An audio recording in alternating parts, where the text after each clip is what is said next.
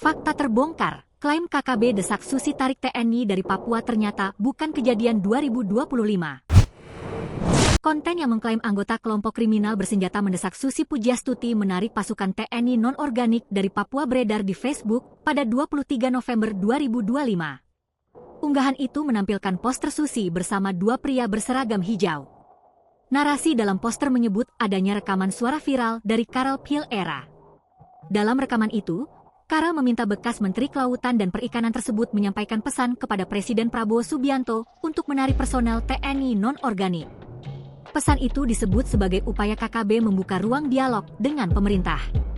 Benarkah KKB, melalui Karel Piel-era, meminta Susi mendorong penarikan pasukan TNI dari Papua pada November 2025? Setelah ditelusuri untuk memverifikasi klaim itu melalui situs-situs kredibel dan analisis visual.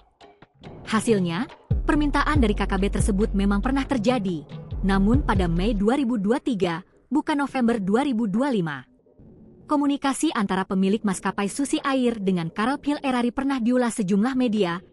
Piel merupakan tokoh gereja di Papua yang menjembatani komunikasi antara Susi dan Tentara Pembebasan Nasional Papua Barat Organisasi Papua Merdeka, TPNP-BOPM. Konteks percakapan itu muncul setelah OPM membakar pesawat dan menculik pilot Susi Air, Kapten Philip Mark Mertens. Susi menumpahkan amarahnya lantaran OPM tak kunjung melepas Philip dan justru menembak prajurit TNI dalam misi penyelamatan. Pembicaraan bermula dari tuntutan OPM agar pemerintah menarik seluruh pasukan non-organik dari Papua. Phil menyatakan bakal melibatkan pimpinan gereja Injili di Indonesia, GIDI, di pedalaman Papua untuk membebaskan Philip.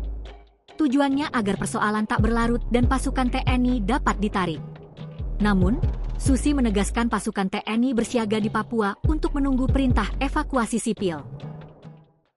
Download Tribun X sekarang, menghadirkan lokal menjadi Indonesia.